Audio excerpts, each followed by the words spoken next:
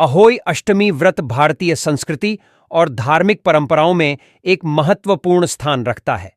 विशेष रूप से यह पर्व माताओं द्वारा अपने पुत्रों की दीर्घायु और समृद्धि की कामना के लिए मनाया जाता है।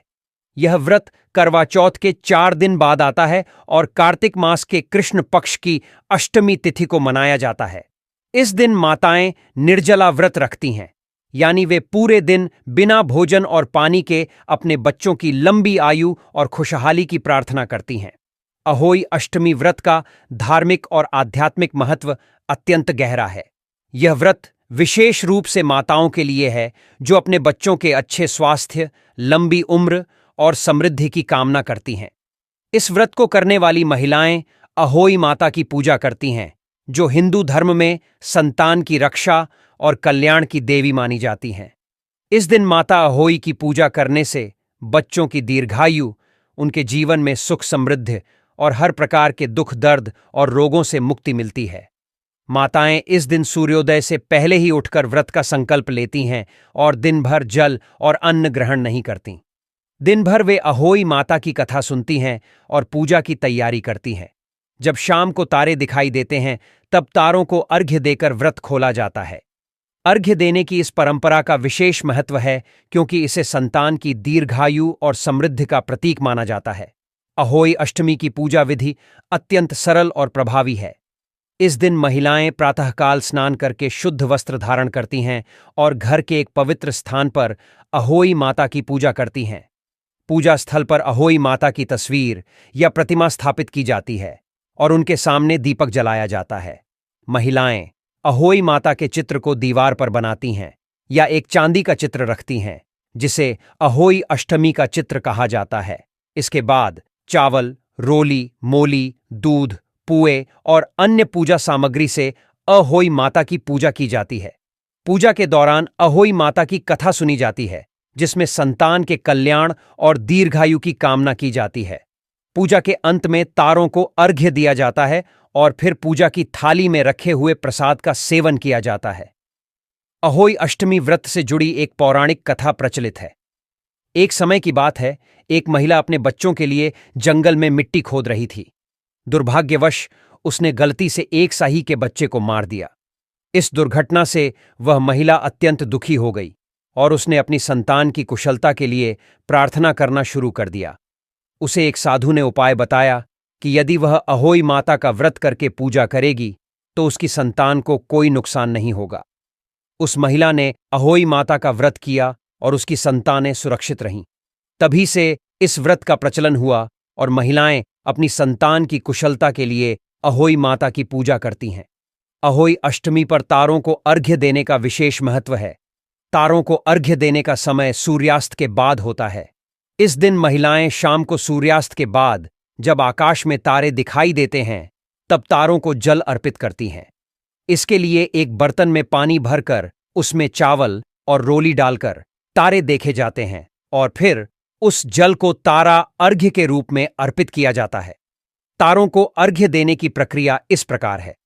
महिलाएं पूजा के बाद खुले आकाश के नीचे जाती हैं, जहां से तारे दिखाई दें। तारे देखने के बाद जल से भरे बर्तन को उठाकर तारा अर्घ्य देती हैं। यह प्रक्रिया उनके बच्चों की दीर्घायु और समृद्धि के लिए अत्यंत महत्वपूर्ण मानी जाती है। अहोई अष्टमी व्रत के कई नियम और परंपराएं हैं, जिन्हें व्रत करने वाली महिलाओं को पालन करना चाहिए। इस दिन माताएं सूर्योदय से लेकर सूर्यास्त तक बिना अन्न और जल ग्रहण किए व्रत करती हैं। पूजा के समय महिलाएं अपने पुत्रों की कुशलता और सुरक्षा के लिए विशेष प्रार्थना करती हैं। पूजा के दौरान घर में पवित्रता और स्वच्छता का विशेष ध्यान रखा जाता है। पूजा के बाद अहोई माता को भोग लगाया जाता है, जिसमें गुड़ के पुए का विशेष महत्व है। यह प्रसाद के रूप में चढ़ाया जाता है और फिर उसी से व्रत खोला जाता है। माताएं अपने बच्चों को यह प्रसाद खिलाती हैं और उन्हें आशीर्वाद देती हैं। अहोई अष्टमी के दिन गोवर्धन पर्वत के पास स्थित राधा कुंड में स्नान करने की परंपरा भी प्रचलित है। राधा कुंड का स्नान अत्यंत पवित्र माना जाता है और इस दिन यहां स्नान करने से विशेष पुण्य की प्राप्ति होती है। ऐसा माना जाता है कि इस दिन राधा कुंड में स्नान करने से सभी पापों का नाश होता है और संतान की लंबी आयु और समृद्धि के लिए देवी अहोई का आशीर्वाद मिलता है। राधा कुंड में स्नान करने की यह परंपरा प्राचीन काल से चली आ रही है और हर साल इस दिन यहां बड़ी संख्या में श्रद्धालु आते हैं। विशेष रूप से व्रत करने वाली महिलाएं इस दिन राधा कुंड में स्नान करके अपनी संतान के कल्याण की कामना करती हैं। 2024 में अहोई अष्टमी का व्रत 24 अक्टूबर को मनाया जाएगा। अष्टमी तिथि 24 अक्टूबर को सुबह 1:18 से शुरू होकर 25 अक्टूबर को सुबह 1:58 तक रहेगी। इस तिथि के दौरान माताएं व्रत रखेंगी और सूर्यास्त के बाद तारों को अर्घ्य देकर व्रत खोलेंगी। इस दिन तारों को अर्घ्य देने का समय शाम 6:06 से शुरू होगा और यह समय विशेष रूप से शुभ माना जाता है। अहोई अष्टमी व्रत के कई लाभ माने जाते हैं। इसे करने से माताओं की संतानें दीर्घायु और स्वस्थ रहती हैं। साथ ही इस व्रत से परिवार में सुख समृद्धि बढ़ती है और हर प्रकार की विपत्तियों से रक्षा होती है। अहोई माता की पूजा करने से बच्चों का भाग्य भी सुधरता है और वे जीवन में तरक्की करते हैं। व्रत करने से माताएं अपनी संतान के प्रति अपने प्रेम और समर्पण का प्रदर्शन करती हैं, जो संतान के जीवन में सकारात्मक प्रभाव डालता है। अहोई अष्टमी व्रत के लाभों और इसके महत्व के अलावा इस पर्व से जुड़ी कई अन्य धार्मिक और सांस्कृतिक परंपराएं भी हैं जो इस व्रत को विशेष बनाती हैं। भारतीय समाज में मातृत्व की भूमिका और बच्चों के प्रति माताओं का समर्पण इस पर्व के माध्यम से और भी उजागर होता है। आइए इसके अन्य पहलुओं पर और विस्तार से चर्चा करें। अहोई अष्टमी न केवल एक व्रत है, बल्कि यह मातृत्व के उस विशेष भाव को भी व्यक्त करता है जहां एक मां अपने बच्चों के कल्याण और उनके दीर्घ जीवन की कामना करती है। यह पर्व माताओं के जीवन में उनके बच्चों की अहमियत और उनके प्रति उनकी ममता को प्रतिबिंबित करता है। भारतीय संस्कृति में संतान की दीर्घायु और समृद्धि के लिए माताएं सदैव चिंतित रहती हैं और अहोई अष्टमी जैसा पर्व उनके इस भावनात्मक और आध्यात्मिक संबंध को और गहरा करता है।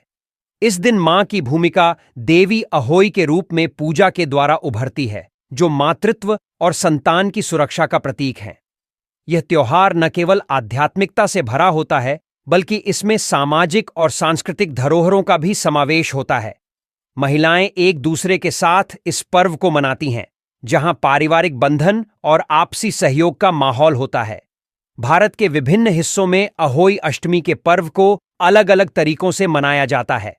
हालांकि इसके मूल में संतान की सुरक्षा और दीर्घायु की कामना होती है, लेकिन विभिन्न क्षेत्रों में इसके कुछ खास रीति रिवाज और परंपराएं भी होती हैं। उदाहरण के लिए, कुछ स्थानों पर महिलाएं अहोई माता की मिट्टी से बनी मूर्ति को घर के आंगन में स्थापित करती हैं और उसकी पूजा करती है। वहीं कुछ क्षेत्रों में अहोई माता का चित्र दीवार पर बनाया जाता है और उसके सामने दीपक जलाया जाता है। इस पूजा के दौरान चांदी के सिक्के या चांदी के टुकड़े को विशेष रूप से पूजा की थाली में रखा जाता है, जो परिवार में समृद्धि और धन धान्य का प्रतीक होता है। इसके अलावा महिलाएं इस दिन अपने घर की बड़ी बुजुर्ग महिलाओं से आशीर्वाद प्राप्त करती हैं और व्रत के समापन पर उन्हें विशेष पकवान और वस्त्र भेंट करती हैं। यह पारिवारिक एकता और स्नेह का प्रतीक है, जो इस पर्व को और भी विशेष बनाता है। अहोई अष्टमी व्रत को सफल और फलदायी बनाने के लिए कुछ विशेष नियमों का पालन करना आवश्यक है। शुद्धता और स्वच्छता। इस दिन शुद्धता का विशेष ध्यान रखा जाता है। व्रत रखने वाली महिलाएं सूर्योदय से पहले स्नान कर शुद्ध वस्त्र धारण करती हैं और पूजा की तैयारी करती हैं। पूजा स्थल और घर की साफ सफाई का भी विशेष ध्यान रखा जाता है। पूजा का सही समय चुनना बहुत महत्वपूर्ण होता है। आमतौर पर सूर्योदय से पहले व्रत का संकल्प लिया जाता है और तारे दिखने के बाद व्रत खोला जाता है। इस दौरान महिलाएं पूरी श्रद्धा और समर्पण के साथ पूजा करती हैं। निर्जला व्रत। अहोई अष्टमी व्रत के दौरान महिलाएं जल और अन्न ग्रहण नहीं करतीं। व्रत निर्जला रखा जाता है, यानी दिन भर कुछ भी नहीं खाया या पिया जाता है। व्रत का समापन तब होता है जब शाम को तारों को अर्घ्य दिया जाता है और पूजा की जाती है। पूजा सामग्री। पूजा में उपयोग की जाने वाली सामग्री का विशेष महत्व होता है। इसमें चावल, रोली, मोली, पुए, फल और गुड़ से बने विशेष पकवान जैसे पुए चढ़ाए जाते हैं।